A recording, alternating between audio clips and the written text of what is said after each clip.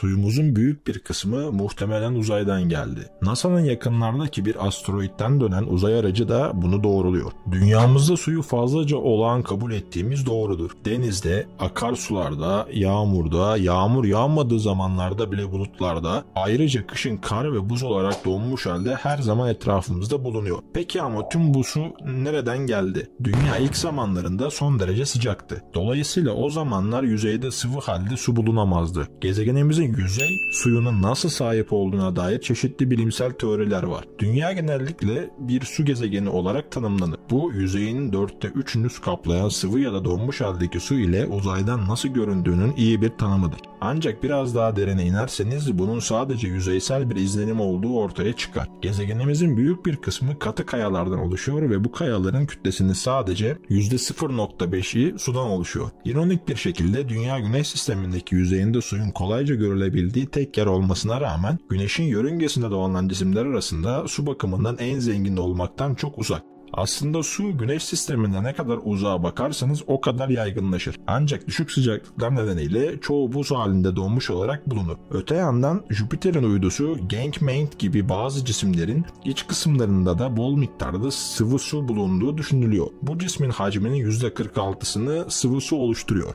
Kuiper kuşağının Oort bulutu gibi Güneş sisteminin en dış kısımlarına ulaştığınızda buradaki maddenin çoğunluğu donmuş su şeklindedir. Bu durumun dünyadaki su için önemi bu dış bölgelerin kuyruklu yıldızların geldiği yerler olması. Uzak geçmişte çok sayıda kuyruklu yıldızın dünya ile çarpışmış olması muhtemel. Bu çarpışmaların yüzey suyunu gezegenimize taşımış olabileceği de düşüncesi dünyadaki suyun kaynağını açıklamak için bir zamanlar en önde gelen teoriydi. Ancak bilim insanları kuyruklu yıldız suyuna daha detaylı baktıklarında bu düşüncenin doğru bir açıklama olmayacağı anlamına gelen bir detay keşfettiler. En azından dünyadaki suyun çoğunluğu için. Sorun suyun sözde aroması ile ilgili. Kimyasal açıdan bakıldığında su 2 hidrojen atomu ve 1 oksijen atomu içeren moleküllerden oluşan H2O'dur. Ancak dünyadaki su 2 farklı hidrojen türü içerir. En yaygın tür olan H'ın çekirdeğinde sadece tek bir proton bulunurken diğeri olan D'nin çekirdeğinde protonun yanı sıra bir de nötron bulunur. Suyun aroması içerdiği 2 hidrojen türü olan D'nin H'a göre oranını ifade eder. Kuyruklu yıldız suyunun ölçümleri dünyadaki su ile aynı lezzette olmadığını açıkça gösteriyor. Aslında kuyruklu yıldızlar D bölü H değerleri bakımından önemli bir farklılıklar da gösterirler. 2014 yılında Avrupa Uzay Ajansı'nın Rosinda uzay aracı tarafından ziyaret edilen 67P Churyumov-Gerasimenko en iyi çalışılmış kuyruklu yıldızdır ve dünya okyanuslarının 3 katından daha yüksek olan DH oranı sahip. Öte yandan dünyaya çok daha yakın DH değerlerine sahip bir başka Güneş sistemi ailesi de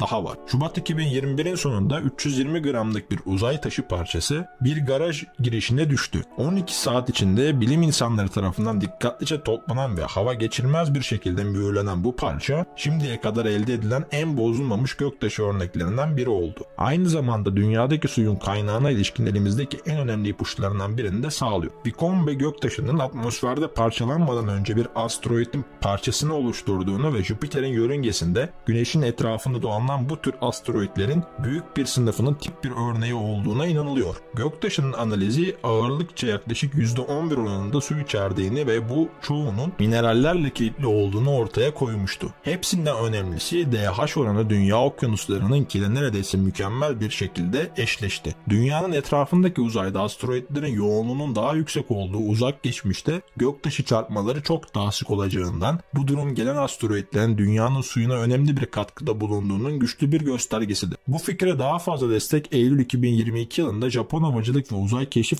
Ajansı'nın Hayabusa 2 sondası tarafından Ryugu asteroidinden toplanan küçük bir madde örneğinin analiz edilmesiyle geldi. Dünyanın dört bir yanındaki bilim insanları şaşırtacak şekilde örnek sadece minerallerde kilitli su molekülleri değil, gerçek bir saf sıvı su damlacığı da içeriyordu. Bu dünyaya çarpmış bir göktaşı olsaydı saf suyun varlığı dünyevi bir kirlenme olarak görülebilirdi. Ancak örnek uzay boşluğunda toplandığı için bu ihtimal ortadan kalktı. Bu keşif ne kadar heyecan verici olsa da Eylül 2023 yılında NASA'nın OSIRIS-REx görevi tarafından çok daha büyük bir asteroidin örneğinin geri getirilmesinin ardından yakında gölgede kalabilir. Asteroidlerden gelen su fikri ne kadar cazip olsa da dünyanın suyunun kaynağı için tam bir cevap olmayabilir. Tıpkı asteroidlerin içerdiği minerallerin içinde hapsolmuş su bulunması gibi. Dünyadaki bazı kayaların içinde de aynı durum söz konusu olabilir. Nitekim bu tür bir ilkel suyun dünya yüzeyinin yüzlerce kilometre altında bulunabileceğine dair kanıtlar var. Bu doğrudan incelenemeyecek kadar derin olsa da bu derinlikte oluşan elmaslar zaman zaman volkanik hareketlerle yüzeye çıkabiliyor ve bunlardan bazılarının yüksek su içeriğine sahip olduğu da tespit edildi. Su her yerde.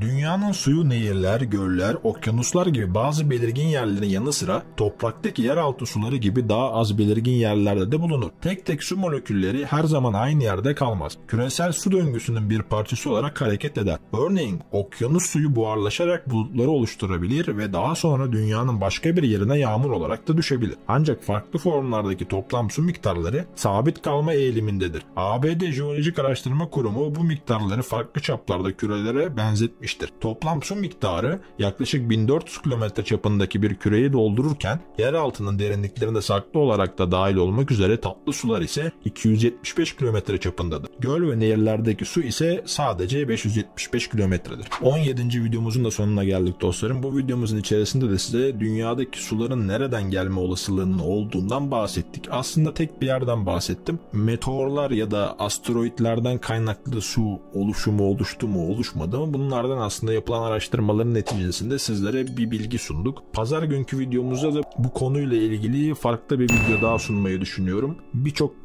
küçük notlarımız var.